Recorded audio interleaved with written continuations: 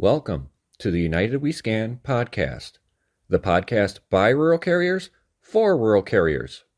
The views expressed in this podcast do not reflect the views or opinions of the United States Postal Service or the National Rural Letter Carriers Association.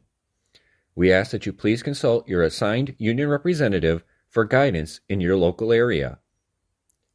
Make sure you like this podcast, share with your fellow rural carriers, and subscribe to be notified each time a new episode is uploaded.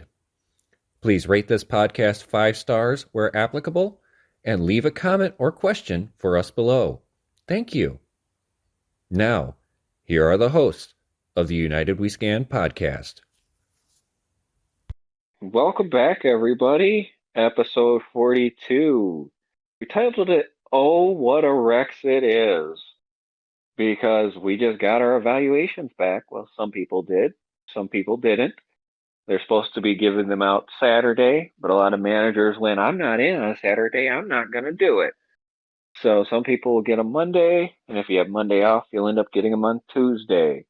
If you don't get them by then, you'll have to contact your designated union representative. But I've given you the title, so it's going to be a fun one. But let's start with Josh. How was your week? My week was fairly well, I suppose. Ended up having to work my K-Day, even though I have a newer sub, because, the sub had to have a day off for the week. So I filed on that one. My birthday was Friday, so been doing the birthday-ish things through the weekend. My sister-in-law, who lives right around the corner, made me breakfast this morning, well, brunch, and dinner tonight, and a cake, so that was nice. That's awesome. How was your week, James? Well, aside from biting my nails and worrying about what's going on with the evaluations and things like that, mail volume was down. There's no argument about that. It was low volume every day, even Monday. We didn't have our box holder that we have every week anymore. They've gotten rid of that, our marriage mail. So that's been a hit to our accounts. And of course, package volumes are down because everybody's worried in this area because we're the home of the big three. And the big three are striking. So everybody's holding their money. A lot of people are on strike pay when they're out there on the picket line, so they aren't making as much as they normally do on the factory line. So they're not ordering as much stuff as they normally do. Plus, stuff's gotten a lot more expensive. So it's been very, very bad for us, and good notice that the economy's not stable right now. Other than that, the weekend was really nice. Ended up going to the Tigers game today, the last game of the season for them, and the last game for Miguel Cabrera. So they did a nice little send-off for him and everything. But he's not done with the Tigers. He's going to actually move to the front office and work for the Tigers in a front office capacity now that he's retired. And they're hoping to put him in the Hall of Fame. So that's what we were doing today, and that's why I was running behind coming here. But apparently I made it in time to do the podcast. We're still waiting on Bill to finally get here. But one of the things I wanted to tell everybody about me is my route, Mr. Positive, the whole time, actually went down an hour. I went from a 42K to a 41K. And that's okay for me because my route has sat on that 41, 42K precipice since I took it over and cleared out all of the extra loading that the carrier before me had done on it. So there were addresses on there that were vacant, that were still active, things like that. And, just getting everything squared away and put up for, what I needed for the route. So being on the precipice 41, 42, I'm going to definitely have to go over my 42, 41s with a fine-tooth comb and find if they messed things up. How did your route fare, Josh? Well, I went up another 2 standard hours, and I look back at a picture I took of my 4240 back in March. I was at 58, 50, 5849 standard hours. In May, I went to 6105, and now I'm at, I think it was 6253. So Wow. I'm just giving them more to cut when they actually figure out how to do it. And I know that's a big question that I've been seeing the last couple days is when and how are they cutting routes? Yeah. I just had my local district meeting this last week, and I knew they were testing in a small area, I think in Alabama, and the ADR said that it failed miserably. So they have to go back to the drawing board to try and figure out how to do route adjustments. So I know I will be able to maintain this pay for a little while. Bill has joined us. How was your week, There's Bill? there's an asshole in the house. Oh God! Thank God the rain's over. Thank God the anticipation for the evaluations is over, and thank God for management because I feel smarter every time I talk to them. Typical week. Lots of bundled flats with WSH in there, with no WSSs. Parcels were kind of heavy this week. Mail was minimal. You know, and our president elect now tells us that well, you don't understand that the mail volumes have decreased over the years. Well, we've delivered our routes, so we know the mail has decreased. But since the RRECS institution, DPS isn't worth spit, so it doesn't matter if you had 2 trays or 7 trays. It really has no bearing on your true evaluation. I was off yesterday, so I didn't get my evaluation, but other carriers in our office did, and it, according to my projections, it went almost the way I thought it would. We only had one major increase because she went from a drop for a retirement home to incurring 219 cluster box units. So she went up, but almost everybody in the office went down an hour to 2 hours. One route did go down 5 hours. And Ooh, we know why that is because they don't pay attention to RRECS. And That yesterday seems to was be my a birthday. Friday was Josh's happy birthday. birthday. So my son's is next Saturday. So we were out. This is why I'm late. We were out having a family birthday dinner. So thank you for your patience standing by. Remember, it's God, family, then your job. Nah, God, Was it family, then the craft. God, family, then the craft, then the job. Because you got your customers, Yep. and the customers are the people we take care of. And the dogs and the kids and the Oh yeah, elderly. Yep. Yep. everybody, Yep. That's everybody on our route. best part of our job is out in the route. Yep. Yeah.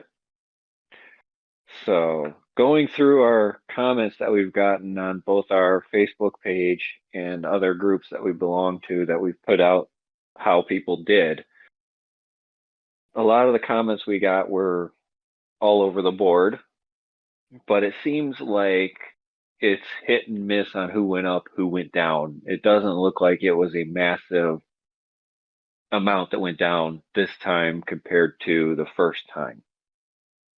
But I just wanted to go over a few comments that people did, like this one. Still don't understand how my true rural route is a 44H and the ones that are in town are 44K and are done before 1300 every day. They get paid 44K money and work 36H hours. I did every scan and everything I was supposed to, yet they gained an hour and I'm still the same. This damn system is a joke. I'm tired, frustrated, and ready to throw in the towel.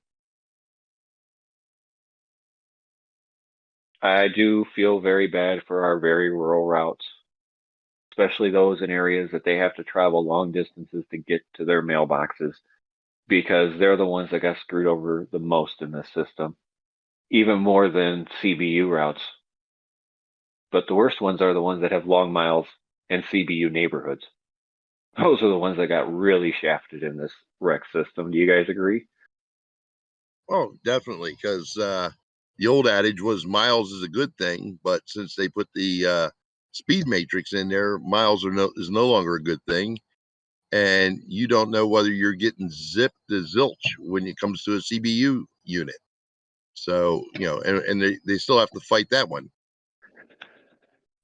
So I mean, if you're going to sit there and tell me that they're going to not allow coverage for your CBU because the first one didn't get mail, and the mail is dictated, getting mail is dictated by what's on the DPS in your DPS. Well, folks, that doesn't account for all your raw mail, your misthrows, your missorts that you're getting from other carriers, as well as the bundles that are coming in, because those aren't accounted for in the coverage factor for that day, or any other type of item, that you're delivering to the CBUs every day.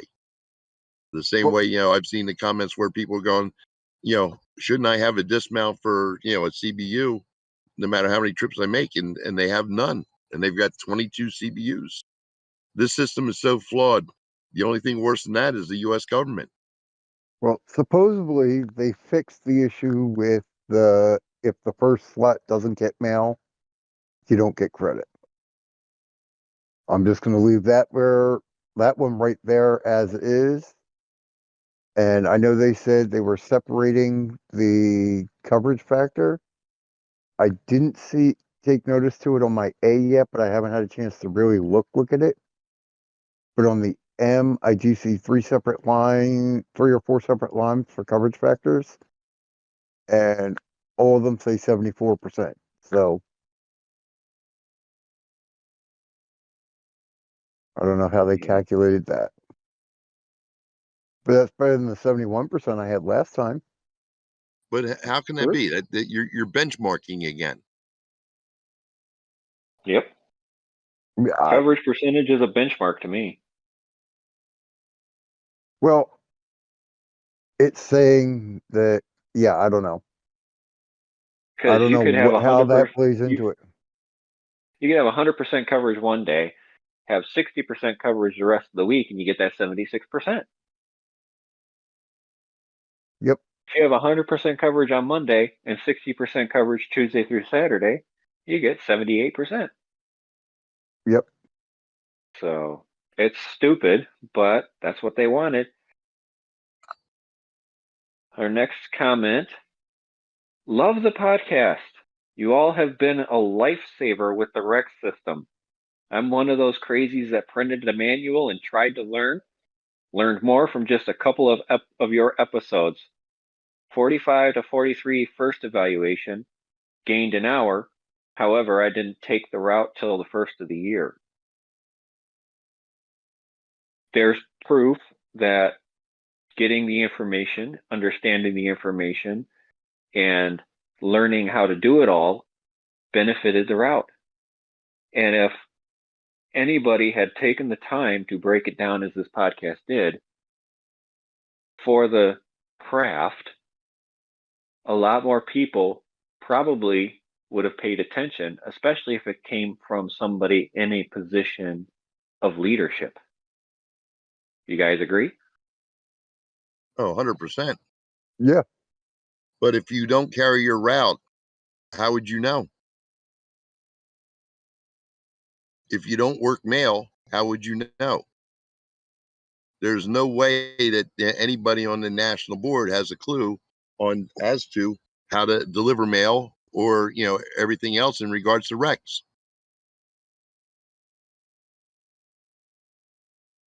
I bet you if they had gone into an office that was a test office for a few days And I don't care if they charge that travel back to the union on that. That's fine with me. They had gone into a test office for 3 days and seen how it worked. Then went back, talked about changing the things that needed to be changed and fixing the things that needed to be fixed. Waited a few months and then went out and checked again at another office. They probably would have had a better system than just sitting in an office saying, well, it's fine. They're telling us it's fine. Management's telling us it's working okay.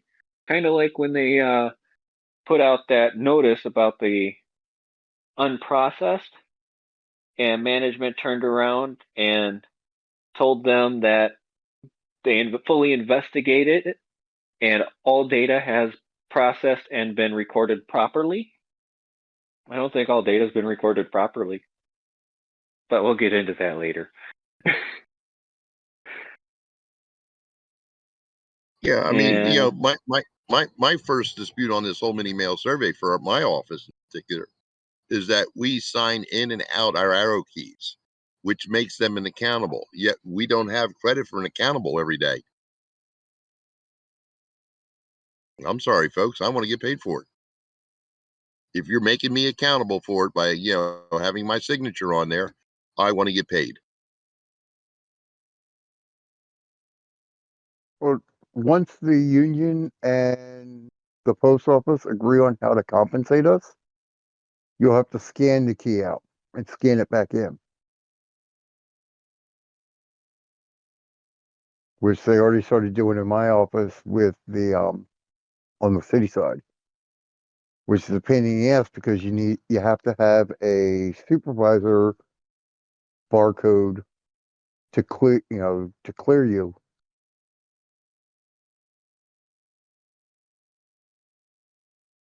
Which will be fun to figure out how they're Had going to 11 do years that. to do this. They had a long time to figure all this stuff out, but they were too busy dealing with other things they wanted to focus on than RRECS. Yeah, like getting reelected to their positions, holding on to power. Decertifying stewards and ADRs, helping people on social media. Hold it. They decertified stewards? Why would they do that? They don't pay the stewards. That's not a financially sound move. And they decertified an ADR. Well, are you talking about the one I know? No, Or are you talking about another one? I'm talking about the one they decertified for giving help on breaking social the media. social media policy. Oh, okay. Yeah. They were more focused on that than getting management to actually fix RRECS before the very first mini mail survey. But anyways, next comment we have. This is one of the issues that a lot of people have with our pay system that we have. They said, love the podcast. Time went up, but lost 1 hour of pay. 42K to a 45J, now a 44K. Too high for the 46J.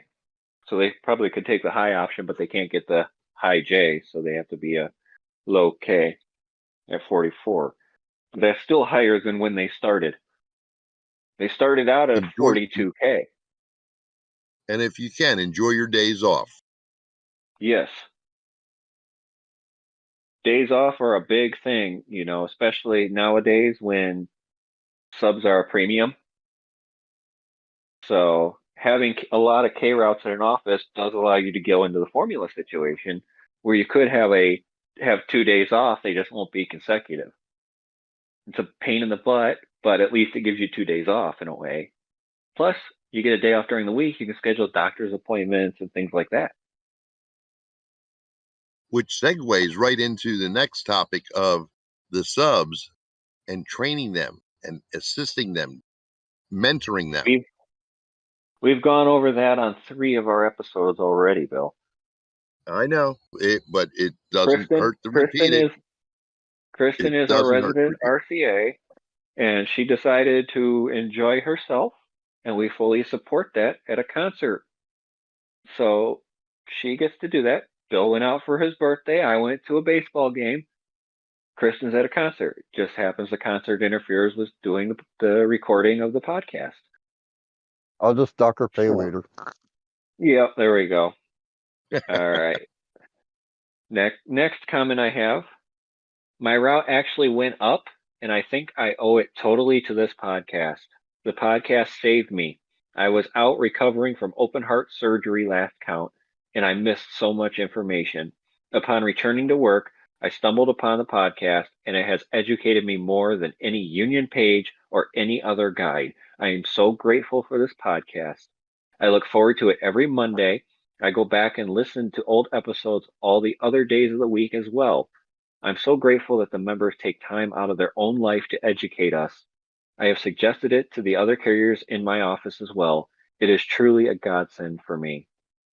First and foremost, congratulations on surviving open heart surgery, and I'm glad you're doing very well. And we appreciate the kind comments to us. I'm glad that it helped your route go up. And I just want to say I almost take offense to that they are implying I have a life.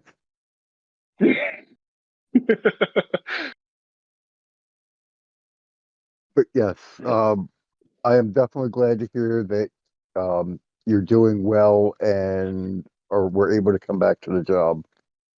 Thank you for the discussion. Any information is better than the Nationals' neglect.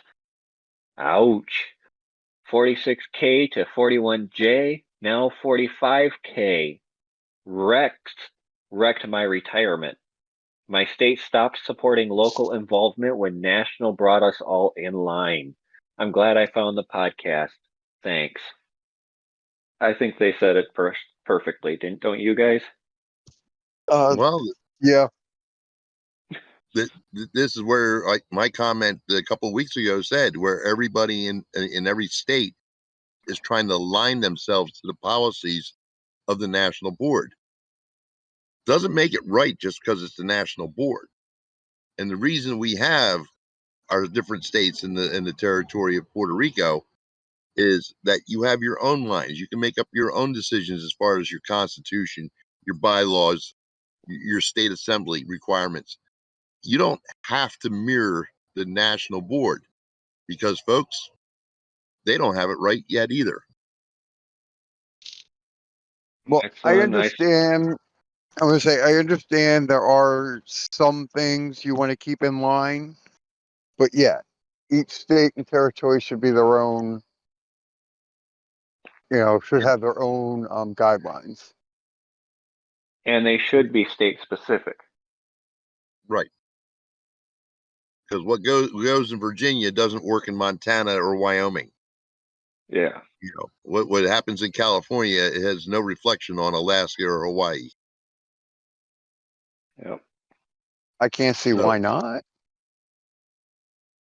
really? Then open your eyes. Oh, this one actually goes to the two articles that our Director of Labor Relations and our Director of Steward Operations put out in August's National Magazine. I started at 42H, went down to 38H, and with this evaluation, I am a 41H. Love the podcast. It is extremely helpful and informative. Please keep up the great content, and thank you all for the encouragement and support. That's the exact point I was trying to make when I made my comments about this when we went over the last evaluation in the episode. What was it called? Was that Aftermath or the other one? The Aftermath. The Aftermath, when we break down the 4241A for everyone and we talk about what happened. This is exactly what I was talking about. These routes that dropped into excise territory went so low because of the fact that management was pushing the 6 scans. And because they listened to the Aftermath in our episode, Carrier I think it was Discretion, 15 and aka 16. Activity Scans. Yeah. And they listened to those 2 episodes, big episodes that we had about the mini mail survey and then the activity scans you're supposed to be doing. These carriers have turned around and move their routes into a position that they're no longer going to be excised. Because 40H is the lowest you can go as a regular route and not have the risk of being excised. So being a 41H benefits the carriers because they no longer are in the excise category. Plus, with that change there going up 3 hours, that route could go up another 2 as we get a full 52 weeks of actual inputs in there. That's what I was talking about. That's my positivity right there. I'm positive I want whatever you smoke.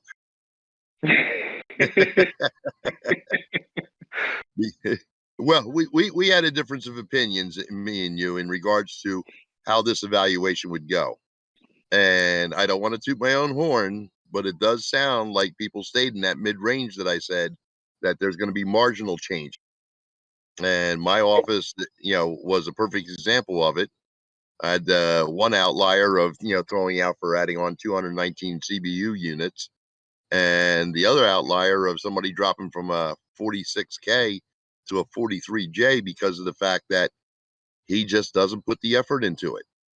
And then, wants to complain to me about it and say, well, I don't understand. I said, well, yeah, it's because we don't see you at the meetings. We don't see you, on any of the Facebook pages. We don't see you as a participant in the United We Scan podcast. We've got an open book where you can post questions, everything. I says, I've never seen your name up there. And the only time this guy ever approaches me is when he has a problem. Not looking for information, has a problem.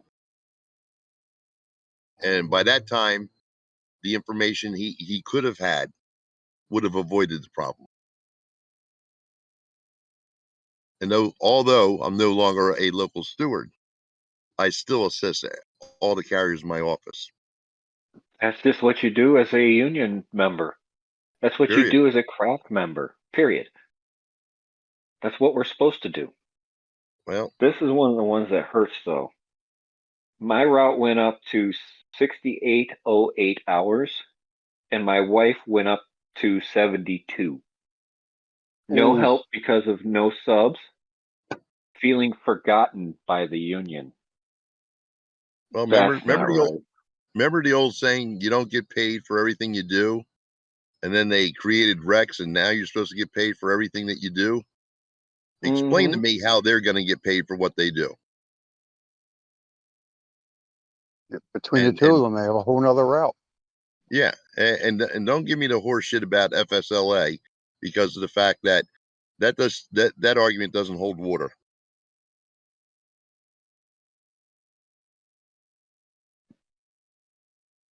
And they're probably working Yeah. their hours too. Yeah. Yeah. And I would say what's your favorite saying, Bill? File, file, file. Because if they can't give you auxiliary assistance, they should be giving you time and a half for anything over the 48 hours in 5 days. Or 54 hours over 6. I do have a correction to make. I Oh, was just informed of. Excising occurs at 35 or less hours, not 39 like I said. But once you go below 40 hours, you're into guaranteed pay. hmm. So if you go to 39H, you go into guaranteed 40-hour pay. So anything below Until the 39, next, I believe it's until the next guarantee period. they have 2 years in guarantee per the contract. But it's each guarantee year they have to reevaluate it. And if you don't know what guaranteed pay is, ladies and gentlemen, look to the lower right-hand corner at the smaller number. That's what the guaranteed pay is on your 4241A. Yep. And that was discussed in the aftermath episode. All the boxes on the 4241A from the first mini mail survey. Now, there are a couple new boxes on this one, so we may have to do another episode on that. But I haven't gotten my 4241A yet because I had Saturday off. So Oh, I'll you get it slacker, tomorrow. you. I know. So where do carriers go from here, guys? What's the next step that they have to do? An Well, email, survey, dispute. yep. I'm going to say Correct. review your 4241A, and if you got the M, compare them. If something doesn't match up, dispute it. If you're not seeing something on there at all that you know you should have had a credit for, dispute it. Um, we were, like Kristen was saying, that the one route she's a sub for at her office, he disputed the mileage and he got it, and they backdated it to the beginning of the new evaluation. So unfortunately, it came through just in time for the new evaluations to come through, but you want to dispute it. Make sure you're being vigilant in doing your scans still, because it is 52 weeks of data. So some of these that recoup sometime from the April survey to now still have 26 weeks of data where they weren't doing stuff. So they potentially will go up next April, May timeframe if they continue being vigilant and diligent in doing the scan, what scans they're able to get credit for. Well, here's an interesting question. How do you dispute the speed matrix? Walk your whole route with a measuring wheel. Well, no, Measure the distance between every stop sign, every yield sign, every Turn, U-turn you make it every mailbox, and then you have to calculate out what your speed matrix is on that measurement using the speed matrix table in the 99-page guide. well, plus you have to put your traffic control points in there. That's what I Plus said. you Every have, stop yeah, sign. yeah. Yeah. Plus you have to have your speed limits in there too, because of the fact that routes such as mine, over 60% of my route is 25-mile-an-hour speed limit, which Yeah. Think is about. which is favorable for me versus the people with the mileage routes who are getting hit at what, 48 miles an hour? Well, it's the speed of the road doesn't matter in RRECS. Excuse me. The speed of the road does not matter to RRECS. It is distance the start and stop only. point. It is It's the distance start and stop only, point for each stretch. only measured on your LTM, your map, where you watch the little car run along. It measured each distance between your traffic control points from your start at the post office until you end at the post office. Every traffic control point, every mailbox Every adjusted your speed turn, matrix. Every turn you made actually adjusts your speed matrix. But if you have over 5,030 feet of travel distance, you better be averaging 48 miles an hour on that road. And if you're not, you're losing money. Now, I do know for a fact that you can actually get a Google Map API that actually downloads the road speed limits to do mapping programs like that. But would they pay for that or implement something like that? Hell no. It doesn't benefit probably not. management. It doesn't benefit management, especially if you're coming out of a SDNC that they want to push all these carriers into that have to travel 20 miles to their route on 25 and 35 mile an hour roads with long distances between stop signs. That's going to be a benefit majorly to the post office. So you may have a 40H route, but under the original count speed matrix, you'd actually be a 48K. There's a lot of problems with the speed matrix, and one of them is the minimum speed you have to maintain in order to break even on your route. But James, realistically, let's pretend that they would invest in such a program for all these true rural routes with this deadhead time from box, 1 to 2 miles potentially between each box. Would that even make a difference, or that much of a difference? Okay, so say you have a route that you're on a very rural road. It's a 55-mile-an-hour, 2-lane blacktop road. We'll use that as an example. The 55-mile-an-hour speed limit would benefit the post office in RRECS. What would hurt them is all these carriers leaving out of SD&Cs. Because all those roads are 25, 35 miles an hour. It would also benefit even more the carriers who work within city limits and may have to travel 1.5 miles, 2 miles to their route. Case in point, myself. It's 3.5 miles from the office to the first mailbox on my route, and 2.5 miles from my last mailbox back to the office. That would benefit me a little bit, but I've got 50-mile-an-hour roads all the way to my first mailbox. So I can make the speed matrix. Now, Kristen, her route has 25 and 35-mile-an-hour stretches in her area that she's losing money on those routes.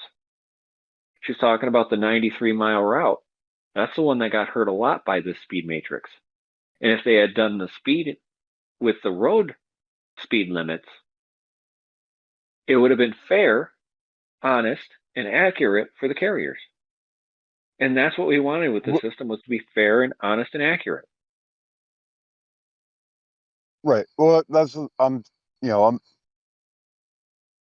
we're preaching to the same choir. I'm just saying, if they went by what the posted speed limit was calculated to, it's this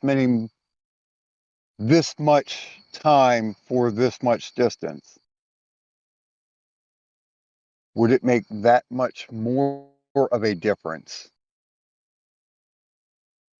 I think in the grand scheme of things, for long rural routes, maybe, maybe not. Depending on the roads themselves.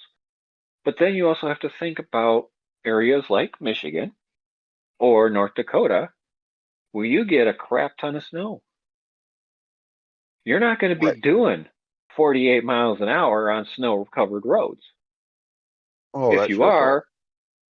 are, you better be a very good driver, and you better have very good snow tires on your vehicle. I guarantee you, I'm not doing 48 miles an hour in an LLV in the snow. Oh, yeah. You're lucky if you're doing 4.8 miles. Well, my LLV has gotten through a lot of snow that I didn't think it would. I will give it that. It gets through a lot more snow than a Metris. I'll also say that. Just the dusting makes the Metris sit in one spot with the traction control it has. Well, this is true. We've talked about that before. Yep. And The Metris. I think the Metris treats snow like it's living in Texas. If it snows a little bit, nope, I'm not going out. Yep. No offense, and Texas people, but you know it's true. and we got a comment about gravel roads. How many people have roads like that where they're traveling the better part of their route on beat up dirt and gravel roads in the truly rural areas of America? How the hell does that affect them? Exactly. You You know, have my route. You have my route, for example. Half my route is dirt roads, and 3/4 of those are private roads that don't get maintained by the county. And even the ones that get maintained by the county is once every 2 or 3 months between gradings. And in that time frame, they get all sorts of messed up. I've gone down a road sideways from the bouncing in my LLV. So it's yeah. I think I do. honestly, the I do driving that part Saturday should be night. the driving part should literally be calculated by how long it takes you to go between box and box. It shouldn't be a benchmark average that some engineer in an office cooked up. Well, that's the problem. Yeah, the same way with our national board, these engineers didn't go out and drive these routes. They didn't take a sampling. They did the test offices, but they didn't go to every example of offices, which there's probably at least maybe 100 to 150 different types of routes in the rural carrier craft. Yeah. Yeah, you've got Yeah, people like Josh. And Josh, how many miles do you do a day, Josh? 20, Okay, how many units do you serve? 980 something, Yeah. shy of 1,000. Okay. Now go find a route that matches his, or match that one route where they drive a total of 3 miles and have 1,100 boxes. Or they're driving 147 miles and they're servicing 349 boxes. Each route is specific unto itself. That's why Yeah, find benchmarking cannot be allowed to be enforced because of the fact that no two routes are exactly the same. Yep. I was talking to on Facebook and on a post with a girl who has 1,400 addresses on her route. I hate to see that at Christmas. Yeah. I have, I have Yeah. one in my office with 1368. But yeah, you were Most talking about like with gravel roads. I remember when I was in high school, me and some buddies took a road trip and we ended up staying at this one town. The main road was the one with the least amount of rocks in it. All right, this So question was asked in our stage chat. I have a question. I've been off for both mail counts due to having surgery. If I am available to come back to my route, do I have to wait until the next mail count to get it changed? If I get reading this right, you're asking if you go back to your route and they haven't done any of the scans, done any of the stuff that they're supposed to be doing, or you find things that are wrong. The minute you recognize a problem, you can grieve it, dispute it, things like that, depending on which part of it you're dealing with. The dispute process is supposed to be turned in at a specific date so they can go over the disputes and fix everything. But with you being out on injury, ever having a surgery, the time you have to notice is the first time you're back to work. Right, Bill? correct. And in that time, you can sit down during specific times of the month to go over your DPM and your LTM and question vacant boxes, stops, dismounts, the footage for dismounts, collection box unit, parcel lockers, and such. If you have any hardships and dismounts whatsoever, all those things can be contested at that time and put into your DPM and your LTMs so that it can be corrected. It may take them some time to get it corrected, but they should be able to do it within a 2 to 4 week period. And that's about the only time you're going to get any type of adjustment there. Otherwise, Right. all the other factors, including your scans and all, are going to have to be calculated with the next mini mail survey and the previous 52 weeks data collected. All right. I was just going to say, now, if you're talking about just the 2-week mini survey, then the only thing that they were counting during that was raw mail, which is less than 5% of the evaluation. Where the Bill and James were talking about if you were out for an extended period and it was whoever they had available to run the route that day to get, to correct the things. And that's when you sit down with a facilitator to make sure that your mapping is done correctly. That's the only time you're going to make any change, and on top of learning your scans and everything else until the next mini mail survey.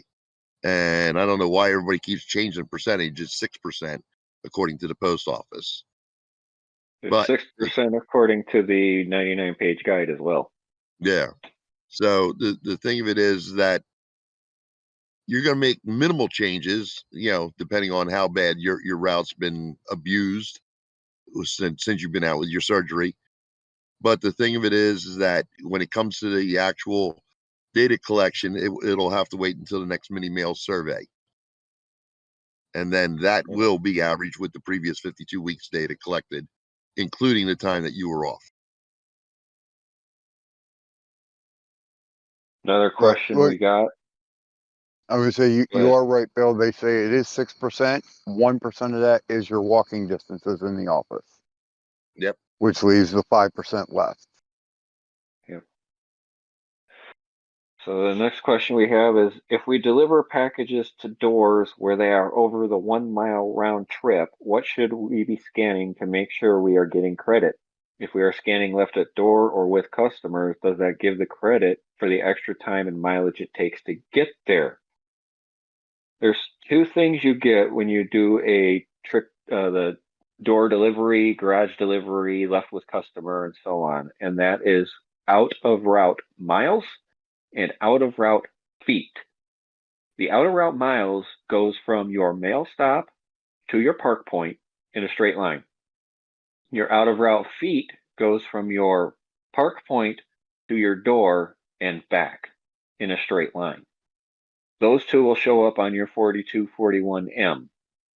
You'll find them on there as OOR miles and OOR feet. That's where you'll find those on your evaluations that you got back.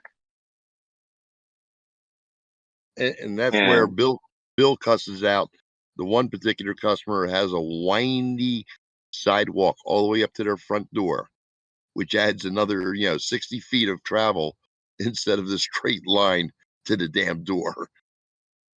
yeah, Very nice landscaping, but it just adds time to my ass. And don't edit that. another.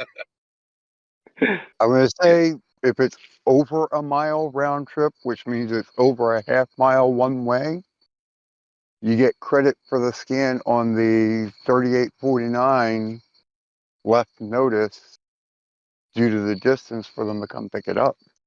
That's just me. Yeah, but how many carriers do that, Josh? I'm Don't we all feel the Well, obligation I to deliver the I product? I think my largest distance is 200 feet. So I can't say I probably would do it if I was on a route that had that, but Me personally, Okay, I'd do it unless the driveway was covered in snow. okay. Your name is Bill. You have a purple mattress in the back of your truck. It's 8 foot long by 8 foot wide. It's probably over the damn 70 pounds. And you take it out, and the driveway is five 6/10 of a mile away from the mailbox.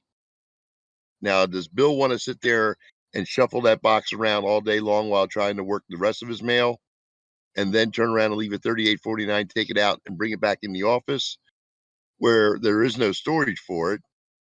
Or does Bill want to be customer service oriented and drop it off at the customer's house and eat the 10th of a mile? I think Bill would deliver it just because he's that kind of a person. Damn yeah. straight. Well, that's what I said. If I had that, I probably would be delivering it, but it's the But it's mapping. It's mapping.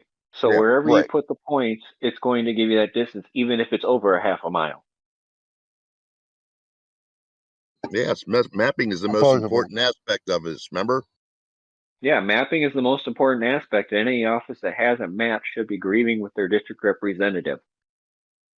That's according to the union itself. Another question. Boxes are on a major highway, pull off to service, have to wait to get back on said road to go to next box. Should we be using yield? It's not an actual stop sign, but I can't continue if traffic doesn't allow. Another part of the speed matrix, that's the problem. Traffic is not a factor. Construction is not a factor. Any type of slowdown is not a factor. Yeah. Right, guys?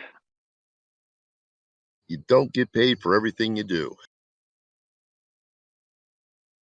They tried to sell it to us, but they still haven't worked it out. So the biggest thing that's coming up now is they're going to open up the ability to dispute. And we talked about disputes in the last episode. We've talked about disputes multiple times and what's going on with them. And the fact that a lot of people haven't gotten back disputes from the first mini mail survey, which is a shame on our Director of Labor Relations. She should have been in there making them get these disputes done. Should have been pushing management to get this done. When you have carriers whose money, their pay, depends on these evaluations, you should be doing everything in your power to get these disputes resolved in a positive manner for these carriers. Not telling them the information has been available since April of 2022. Not telling them that we'll have management do the mapping. We'll have management correct this. Pay the carriers. Make them pay a set amount for each violation they've done. Shouldn't be just saying, oh, just get it done. Oh, just do it. They didn't do it. They're already in violation. That's like somebody driving drunk. They go into court and the judge goes, just don't do it again. We'll not put this on your record. Just don't do it again. Well, guess what? You have now just sent them back out. They're now going to drink and drive again because there was no punishment for that. But Yana, I didn't remember because I was drunk in court. So I have plausible deniability.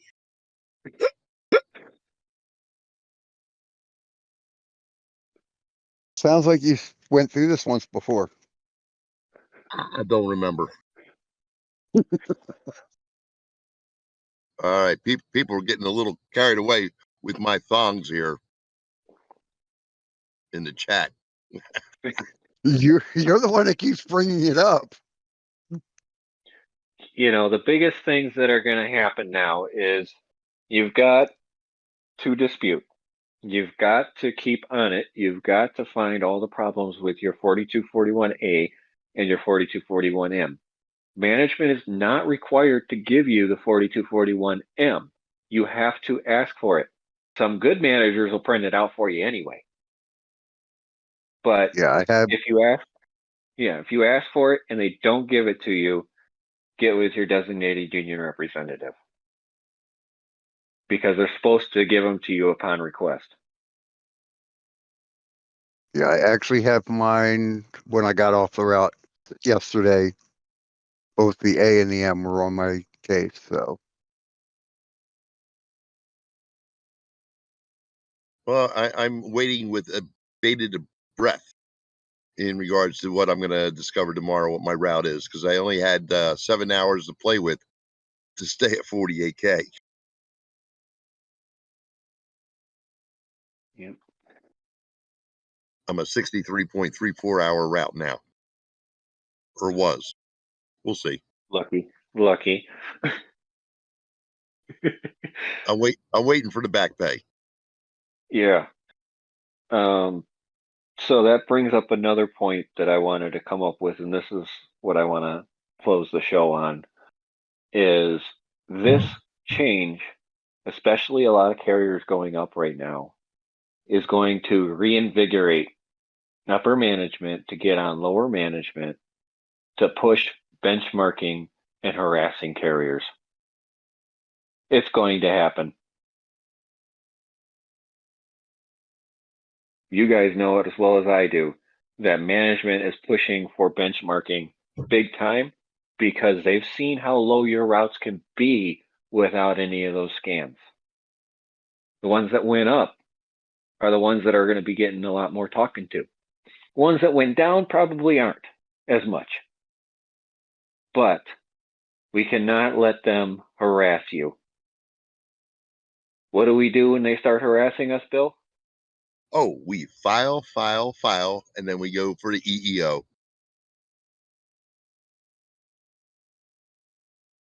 You know, the biggest thing is management wants the benchmarking because it benefits them to keep the numbers down.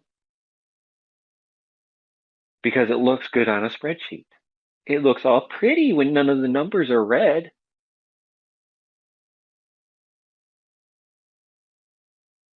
Well, I want to add something in here before we get to closing here. And I found this off of Facebook. And it has the United States Postal Service official letterhead, and it's addressed to the rural carriers. And what it says is that because management, are being pulled on the carpet for all their scans and entries, that effective as of tomorrow, Monday the 2nd, all second trips must be documented. The date of delivery, the addresses, and the reason for the additional trips must be documented and available for revision upon request. If you need a pen or paper, see management. All parcels picked up on the route must be verified by management prior to being placed in the outgoing mail. If management is not available, have a witness review the parcels, count the number of parcels picked up, write this in the same piece of paper with the date, with the initials of management or the witness. There's a tracking number or two. It is to be added to the sheet where that would be helpful too. If the parcels picked up are for a My Post Office pickup request, form must be completed. I don't know how you complete it except for on the scanner in its entirety and returned to management. Nothing more needs to be done. Isn't that nice of them? Occasionally, a wrong button could be hit or an error could be made. Well, if you hit the wrong button, that would be an error, correct, folks? So this is normal and shouldn't be a common occurrence. Well, if it's normal, how could it not be a common occurrence? Please document these occurrences with this data and brief description of your alert. By the way, please be honest with your entries. Hold yourself accountable. If you're having any questions or anything isn't completely clear, please ask management. Now, I hate to tell you, folks, I responded to this post and it started out with kiss my ass. We're not required to do this. We're not getting paid to do this. This is another type of micromanaging and harassment in regards to benchmarking and keeping all our numbers down. If they want this type of, clarity, let them ride with you every damn day. Get in the back of the truck and see what I do every damn day. And then after we're done that for a week, then I'm going to file harassment charges. This has got to stop. I got called on the carpet last week because I had 18 unscanned parcels in one day. Well, I was delivering the restoration hardware catalogs, which were 10/16 of an inch thick and wouldn't fit into my slots with the mail. Therefore, they were unscanned parcels at the carrier's discretion. 2 days later, I asked to see my PTR report to make sure they were still on there. They were on there because of the fact that I had the information available and I challenged them in regards to why they would or would not be classified as an unscanned parcel. If you don't check up on these things, folks, they will disappear. Same way the gentleman commented that, my keys being accountable is in 100 other items that they, say that they've already collected. No, I want to see where that specifically is. Challenge them on everything and then file. This bullshit has got to stop. And it stops when you stand up for yourself. And that's proof that management is benchmarking, harassing, and finding ways to micromanage every single carrier under their purview. And the problem with that is that's not part of our end of shift duties. That's not part of our second trip duties. Second trip duties, you only get paid load time and 3 minutes per mile. You don't get paid time to write down the addresses of every parcel you're delivering on your second trip. You don't get paid to do anything else other than pick up those parcels, load them in your truck, and go deliver them. Now, the returning parcel part, that's fine. That's end of shift duties. That's part of that end of shift time. That's straight time on your evaluation. It's benefiting you. Sure, take your time. Make sure you write down every address and tracking number on each of these parcels, Mr. Manager. Oh, please take your time. I'll wait. No worries. We could stand here for 45 minutes while you go through the 37 parcels that I have and write down every single tracking number. That's fine. I'll stand right here and watch you. It's not my job to write them down. Nope. It's your job. You want these numbers? You write them down. You want this information? You write it down. Hey, if you want the addresses of the parcels I run for second trip, guess what? They're going to be sitting by my case while I'm delivering my route. Go on over there and write down the addresses while I'm out of the office. I'm not writing them down for you. I don't get paid to do that. I want a fair wage for fair work. Now, could you imagine on a light day, the girl next to me, her pickup on a light day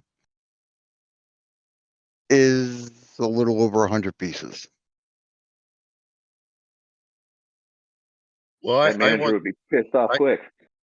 I want them to be there the day Mrs. Tuttle has a slip in her mailbox saying, pick up packages at the mailbox or at the garage. And I back up and I put in 5 large containers and I take them back. And there's 502 USPS packages in there. And I'm going to stand there going, I'm going to write these down now. Oh, no, your manager is going to write them down, not you. Oh, no. I'm a much slower writer. Oh, okay. I use crayon. Do you get the sharpener on the side of your box? Damn straight. I got the 64 color box. Nice. You can do them in rainbow colors. Grab one, write the first number, grab a next one, write the next number. Well, no, I'm going to color code it for the different cities. There you go. Yeah, I'm thoughtful. But, yeah, I think last year at Christmas time, they had to send a 2-ton out to do the one pickup. By the way, this was out of Campton Post Office, wherever Campton is. No, Don't let management bully you. Nope. Don't let them tell you that you have to do things unless they give it to you in writing, round dated and signed with their name. Now, if their boss wants to send it down with his name on it and your manager rounds dates it, that's fine too. If his boss is giving you a direct order, sure, I'll take that round date, and I'll also take an 8191 grievance form. And get a copy of the boss's order too. Yeah. Because you want every piece of evidence you can get against management. Because like From 8 Arbitration says, and we've said on here before, management would rather climb a tree to lie than stand on the ground to tell the truth. And this right here, this sheet that's going around is a lie. They don't need that information. They just want to see how much you're willing to put up that you're not part of your job responsibilities.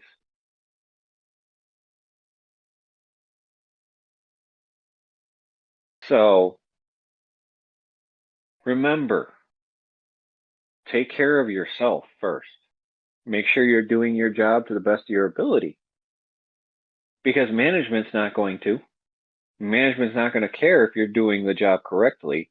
They just want specific items to be the specific way that their boss is telling them to do it. And on that note, Josh, what's your final thoughts for this episode? Go through them 4241s with a fine-tooth comb. Find what, if any, errors. Dispute. Don't get yourself overwhelmed. If you do, take a step back, take a deep breath, and step back in. Have a good week. We'll see you next time. Bill, what are your thoughts? Oh, I'm thinking that they have nothing better to do with their time than harass us. I think they have nothing better to do than try to steal from us.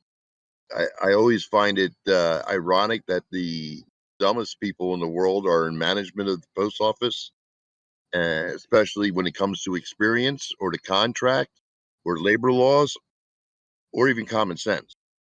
I want everybody to understand that we're here for you. You need to educate yourself. You need to stand up for yourself. You need to help others in your office who are unwilling or unable to stand up for themselves because they've been basically bullied into submission. It's time to step up, folks. It's time to step up and challenge them. You know, it doesn't matter whether you're right or wrong. You're putting them on notice that you're not going to tolerate this type of treatment, this type of harassment, the micromanagement, the threats, the benchmarking. This is your paycheck. This is your livelihood. This is your career. And the person who has the most interest in it is you and us. That's why we do this. So, get your mini mail dispute forms ready and file. Everybody go out, have a good, safe week.